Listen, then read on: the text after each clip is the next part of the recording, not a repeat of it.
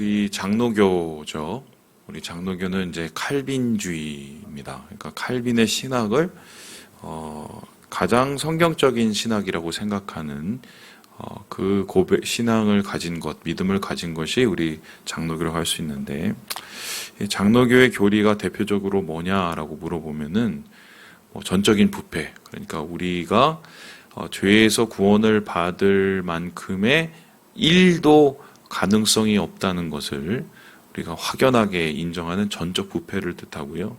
그러니까 하나님의 완전한 은혜, 완전히 불가항력적인 하나님의 은혜를 믿는 것이 우리 장로교, 칼빈주의입니다. 그런데 칼빈주의 그거 말고 또 중요한 게 한 가지가 있는데, 사실 이것 때문에 이 칼빈주의 신학, 이 장로교가 욕을 가끔씩 먹어요. 이제 그게 뭐냐면 예정론 사상입니다. 예정론. 예정론이 뭡니까? 하나님께서 미리 예정하셨다. 우리의 미래와 내일을 예정하셨다는 것입니다.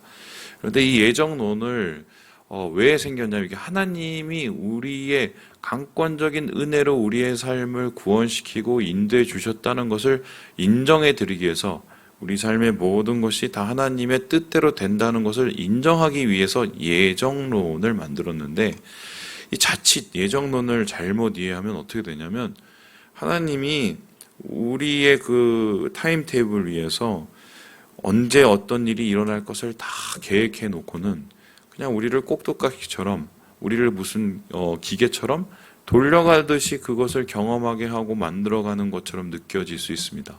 이제 그렇다면은 인간에게 있어서 자유, 우리에게 의지, 이런 것은 별로 큰 의미가 아니고, 오직 하나님이 역사의 테이블과 인간의 삶을 다 돌리고 있는 듯한 그런 식의 생각을 가지게 되는 거죠. 그런데 문제가 어떻게 되냐면 이런 거예요. 예를 들어서 좋은 일만 있으면 이런 겁니다. 아이고, 하나님이 오늘도 이렇게 좋게 해주셨네. 하나님이 이렇게 좋은 날 해주셨네. 하나님이 이렇게 참 복을 주셨네. 이럴 때는 예정론이 참 은혜스러워요. 근데 문제는 뭐냐면 안 좋을 때입니다. 예를 들어서 태풍이 왔다고 쳐봅시다. 태풍이 와서 우리 교회 지붕을 다 날려버렸어요. 아이고, 하나님이 우리 교회 지붕을 다 날려버리셨네. 그리고 여기가 다 잠겨갖고 여기 있는 집기가 다 엉망이 됐다고 한번 생각을 해봅시다. 아이고, 하나님이 우리 예배당을 다 엉망이 되게 하셨네.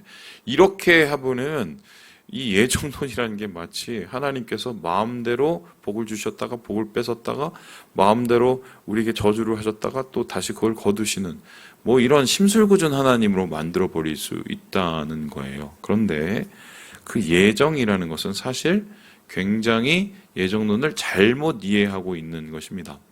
다른 사람들이 생각하듯이 하나님께서 우리를 꼭두각시처럼 하나님의 인생 기계 위에 올려놓은 게 아니에요. 그 예정이라는 것은 무엇이냐면 하나님의 의지를 뜻하는데요. 우리가 오늘 살펴볼 이 말씀이 바로 하나님의 예정, 하나님의 일하심, 하나님의 주권이 무엇인지를 정확하게 알 수 있는 이야기라고 할 수 있겠습니다. 이 이야기는 여러분 잘 아시는 토기장이의 비유로부터 시작이 되는데요. 우리 함께 같이 한번 2절의 말씀을 읽어보도록 하겠습니다. 2절 말씀 같이 한번 읽어보도록 하지요. 시작! 너는 일어나 토기장이의 집으로 내려가라. 내가 거기에서 내 말을 내게 들려주리라 하시기로. 아멘. 하나님께서 예레미야를 불러서 아이고, 토기장이 집으로 가라라고 이해합니다. 왜 하필 하나님이 토기장이 집으로 갔냐? 거기 가서 보니까 토기장이가 그릇을 빚고 있단 말입니다. 여기에서 보는 것처럼 3절에 보면 농노에서 일을 한다라고 합니다. 이 농노라는 것은 무엇이냐면 물레예요. 그러니까 물레를 옛날에는 이렇게 손으로 이렇게 발로 이렇게 돌렸겠죠? 그 물레 위에서 여러분 아시는 것처럼 흙을 올려갖고 이 흙을 돌리면서 이 그릇을 빚어 나갑니다. 그런데 여러분 아시는 것처럼 그릇이 어떻게 해요? 잘 빚어질 수도 있지만 잘 빚어지지 않을 때도 있어요. 그럼 어떡합니까? 나는 분명히 이렇게 동그랗고 큰 그릇을 만들려고 했는데 이게 작고 막 울퉁불퉁한 그릇이 돼버린 거예요. 그러면 토기장은 그때 어떻게 해요? 그 흙을 다시 뭉개버리죠. 뭉개버리고 어떻게 해요? 다시 반죽을 합니다. 그리고는 처음의 모습으로 만들어서 다시 처음부터 어떻게 해요? 그 그릇을 만들어 갑니다. 하나님께서 예레미야에게 이 모든 과정을 보게 하셨습니다. 예레미야가 도대체 왜 하나님이 여기 와서 저걸 보게 하시는 거야? 궁금했겠죠? 여기에 대해서 하나님께서 이렇게 말씀하시는데요.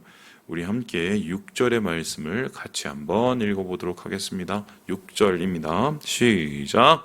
여호와의 말씀이니라. 이스라엘 족속아, 이 토기장이가 하는 것 같이 내가 능히 너희에게 행하지 못하겠느냐? 이스라엘 족속아, 진흙이 토기장이의 손에 있음같이 너희가 내 손에 있느니라. 아멘. 하나님께서 토기장이라고 말씀을 하고 있는 거예요. 그러니까 하나님께서 토기장이시면 누가 흙입니까? 바로 우리가 세계의 모든 민족이 혹은 하나님의 모든 열방이, 유대 민족이 바로 이 흙이 되겠는데요. 하나님께서는 하나님의 의도와 하나님의 뜻을 가지고 우리의 인생을 한 민족의 역사를 만들어 가십니다. 그래서 그것을 굴리시고 세우시고 모양을 만들어 가요. 그런데 그 모양을 하나님께서는 분명히 계획하신 것을 가지고 둥그렇게 백자같이 만들려고 하는데 이 흙이 말을 안 듣고 이 뭔가 문제가 생겨서 어떻게 합니까? 한마디로 원래의 모습대로 만들어지지 않는 겁니다. 그렇다면은 하나님이 원래의 계획과 원래의 디자인대로 만들어지지 않으면 어떻게 합니까? 그거를 부셔버리시겠죠. 바로 하나님이 지금 유대를 향한 마음이 바로 그 마음이라는 겁니다. 하나님께서 유대의 백성을 세우시고 이스라엘 백성을 가나안에 오게 하실 때는 하나님의 디자인이 있었어요. 그 디자인은 뭡니까? 하나님의 거룩한 백성으로 세우시기 위한 것입니다. 거룩한이라는 것은 무엇입니까? 특별한이라는 거예요. 구별된이라는 거예요. 구별되었다는 것은 다른 세상과 다르다는 것입니다. 세상 나라 사람들은 자기의 힘에 의지해서 살고 세상 나라 사람들은 자기의 욕심에 의해서 살아가는데 하나님의 백성들은 자기의 힘이 아니라 하나님의 힘을 의지해서 살고 자기 욕심이 아니라 하나님의 뜻을 이루기 위해서 삽니다. 그래서 이러한 이 하나님의 백성을 가리켜서 뭐라고 그러니까 바로 하나님의 선택된 예언자 나라, 선지자 나라라고 하죠. 왜냐하면 하나님의 뜻을 나타내기 때문인데요. 그렇게 세우셨는데 그래서 유대라는 나라, 이스라엘이라는 나라를 통해서 주변에 있는 다른 이방 국가에게 도전을 주시고 이방 국가가 유대를 부러워해서 그들도 하나님을 믿게 하려고 했는데 어떻게 했습니까? 이스라엘 백성들이, 유대 백성들이 다른 이방에 선한 영향력을 미치는 게 아니라 반대로 다른 이방 나라들을 쫓아간 겁니다. 그러니까 하나님께서 분명히 둥그렇게 만들었는데 이게 찌글찌글해지는 거예요. 그럼 어떻게 해요? 이제 하나님께서는 그 원래의 자리대로 다시 부수셔서 다시 처음부터 만드실 수밖에 없다는 거예요. 그래서 하나님의 이 앞으로의 멸망에 대한 예언과 심판은 바로 유대 백성의 지금의 모습 때문이라고 이야기하고 있습니다. 자, 그렇다면 여기서 굉장히 중요한 사실을 하나 발견하게 돼요. 유대 백성이 원래 멸망당하기 위해서 세워진 백성이 아니라는 거예요. 하나님의 심판이 예정되어 있는 게 아니라는 겁니다. 그러면 어떤 것이냐? 유대 백성은 하나님 앞에서 순종을 했으면 어떻게 돼요? 축복의 나라로 갈 수도 있었어요. 하지만 그 순종을 거부하니까 어떻게 됩니까? 반대로 지금 심판의 나라로 가게 되는 겁니다. 그래서 하나님의 예정, 하나님의 뜻, 하나님의 뜻하신 미래라는 것은 어떤 뜻이냐면요. 열려 있는 거예요. 자, 그러면 그 열려 있다는 것을 우리 한번 다시 살펴보도록 할까요? 우리 함께 8절의 말씀을 같이 한번 읽어보도록 하겠습니다. 8절의 말씀입니다. 시작. 만일 내가 말한 그 민족이 그의 악에서 돌이키면 내가 그에게 내리기로 생각하였던 재앙에 대하여 뜻을 돌이키겠고. 보세요. 여기서 굉장히 중요한 단어가 나옵니다. 돌이킨다라는 말입니다. 하나님이 뜻을 돌이킨다. 하나님이 원래 세워놓았던 계획을 돌이킬 수도 있다는 겁니다. 아이고, 우리가 예정이라고 생각을 하면 하나님이 몇 시, 몇 분, 몇 초에 뭘 이루시고 이렇게 생각을 했는데 그게 아니네. 하나님이 계획을 해놨다가도 그것을 어떻게 해요? 돌이킬 수 있어요. 아니 그러면 이게 무슨 예정이야? 이건 뭐 예정도 아니고 이건 이상한 거 아니야? 그런데 이 예정이 맞는 게 뭐냐면 이런 겁니다. 하나님의 뜻, 하나님의 주권이 우리 가운데 펼쳐져 있다는 거예요. 그럼 뭡니까? 하나님의 주권은 우리가 하나님께 순종해서 축복하기 원하시는 것이 하나님의 뜻이에요. 우리를 죄로부터 구원하셔서 하나님의 온전한 성품을 받아 주님의 영광을 드러내는 사람, 영광을 드러내는 백성으로 자라게 하시는 것이 하나님의 뜻입니다. 그런데 그 뜻대로 우리가 행하면 주의 길이 펼쳐지고 꽃길이 이루어지고 하나님의 영광의 길이 펼쳐집니다. 하지만 그 길로 우리가 가지 않으면 어떻게 돼요? 우리는 불순종의 길을 가게 되고 그 불순종이 이루는 결과적인 그 심판을 당할 수밖에 없다는 것이죠. 그래서 하나님의 예정이라는 건 사실 두 길이에요. 순종과 불순종. 자, 그렇다면 제가 질문해 보겠습니다.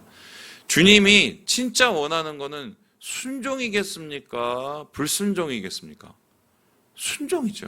주님이 원하시는 거는 순종 끝에 축복이겠습니까? 아니면 불순종 끝에 저주겠습니까? 당연히 축복입니다.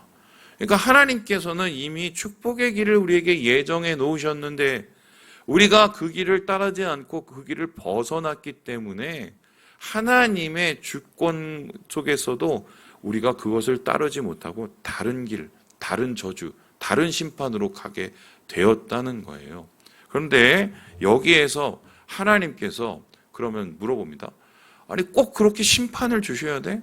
그렇게 멸망케 해주셔야 돼? 그렇게 어렵게 해주셔야 돼? 왜 하나님께서는 그냥 좀 이렇게 다독이면 되지 굳이 어렵게 만들고 예루살렘을 완전히 무너뜨리고 그런 어려움을 줄까? 왜 하나님께서는 내가 좀 죄를 지었다고 나한테 그렇게 힘든 상황을 주고 나한테 왜 괴로운 상황을 줄까? 여기에도 하나님의 예정과 주권이 있기 때문인데요. 여기에 대해서 하나님께서 이렇게 말씀을 하고 계십니다. 우리 함께 11절의 말씀을 같이 한번 읽어보도록 하겠습니다. 시작! 그러므로 이제 너는 유다 사람들과 예루살렘 주민들에 대하여 말하여 이르기를 여호와의 말씀에 보라 내가 너희에게 재앙을 내리며 계책을 세워 악한 길에서 돌이키며 너희의 길과 행위를 아름답게 하라 하셨다 하라. 그렇다면 이런 거예요. 예정이라는 것은 하나님의 축복의 길이었다. 그런데 하나님께서 주신 그 길로 가지 않고 불순종의 길로 갔기 때문에 우린 그 불순종이 가져오는 멸망을 당할 수밖에 없었다. 이게 유대의 미래인데 그렇다면 그 불순종과 그 심판의 길을 하나님께서 예정해 놓으신 이유는 뭘까 한번 해본다면 결국 뭐예요? 그 심판에서 완전히 멸망시키고 멸절시키려는 것이 아니라 어떻게 해요? 그렇게 고생을 죽도록 하고 난 다음에 어떻게 합니까? 정신을 차려서 다시 하나님의 축복의 길, 원래 주님이 계획해 놓았던 길로 오게 하시기 위해서 하나님이 이러한 심판을 허락해 놓으신 거예요. 그렇다면은 전체적인 그림에서 보면은 유대 백성들이 원래 이 길로 가야 되는데 이 길로 가다가 지 맘대로 이 길로 와서 멸망의 길로 가는 듯이 보여요. 그렇죠? 그런데 그 멸망 속에서 이스라엘 백성들이 어떻게 합니까? 회개해요. 뜻을 돌이켜요. 그리고 하나님 앞에 엎드립니다. 그리고 어떻게 해요? 돌아옵니다. 그러면은 결론적으로 이스라엘 백성은 어디로 돌아옵니까? 원래 하나님이 계획하신 길로 돌아오는 거예요. 그래서 하나님의 예정이라는 것은 뭐냐면 큰 틀에서 큰 의미에서 보면 하나님이 원래 이루어 놓으신 구원의 길, 축복의 길로 우리를 초대하고 계시는 거예요. 이게 우리의 삶에 적용되면 이런 겁니다. 우리가 하나님 안에서 은혜 가운데 잘 살 때는 막 이렇게 뭔가 은혜가 높아지고 내 마음에 기쁨이 넘쳐지는 듯해요. 그런데 어떻게 합니까? 내가 죄를 짓고 막 어렵고 내가 하나님 앞에 참 이 불쌍한 모습으로 망가진 모습으로 오면 막 훅 떨어집니다. 그럼 어떻게 해요, 사람이? 어이구, 내가 여기 있었는데 이렇게 훅 떨어지고 내가 하나님 앞에 막 심판을 받고. 그런데 하나님이 어떻게 해요? 거기에 대해서 우리가 징계하시고 보응한 다음에 정신 차리게 해서 또 하나님의 길로 오게 해주시죠. 그러다가 또 사람이란 게 어떻습니까? 또 죄 짓고 또 넘어가요. 근데 이게 우리는 보기에 이렇게 되는 것 같은데 하나님 입장에서 보면은 어떻게 해요? 이렇게 되어 있는 우리를 몰아가시는 거예요. 어디로 몰아가요? 주님의 축복의 길로. 자세히 바라보면 이게 이렇게 해서 내려가는 듯 하지만 결국 하나님의 손, 토기장이의 손으로 어떻게 해요? 우리를 붙잡아 주셔서 하나님의 구원의 백성으로 우리를 초대하시고 만들어 가시는 이 계획이 이게 예정이에요. 그러니까 예정이라는 것은 저 사람은 지옥 가는 사람이야. 저 사람은 천국 가는 사람이야. 이런 생각이 아니고요. 하나님의 백성들을 부르시고 그 백성을 어떻게든지 살리시고 어떻게든지 돌이키셔서 하나님의 구원으로 이끄시는 주님의 은혜로운 주권이다. 이게 바로 예정을 뜻합니다. 마치 토기장이가 최선을 다해서 좋은 그릇을 만들기 위해서 노력하는 것처럼 하나님께서는 자신의 모든 뜻과 자신의 모든 마음을 가지고 우리를 온전케 빚어나가시려는 모습이 바로 하나님의 마음이며 하나님의 예정이다. 이렇게 얘기할 수 있어요. 자, 그렇다면 이런 하나님의 뜻, 하나님의 예정을 아는 우리 혹은 이스라엘 백성들은 어떻게 해야 되겠습니까? 어차피 하나님께서 나중에 바벨론 갔다가 이제 정신 차리게 해서 우리를 다시 돌이켜서 예루살렘으로 이끌어 주실 테니까 좀 죄지면 어때?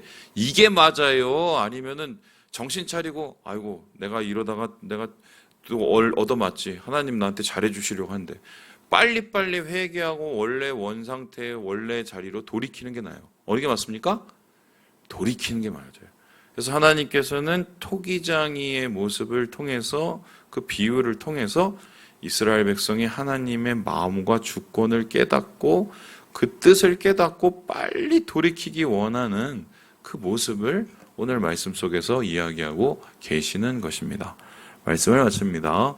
주님은 토기장이십니다. 주님은 우리를 만드십니다. 주님은 역사를 만드십니다. 주님은 우리를 좋게 만드십니다. 은혜롭게 만드십니다.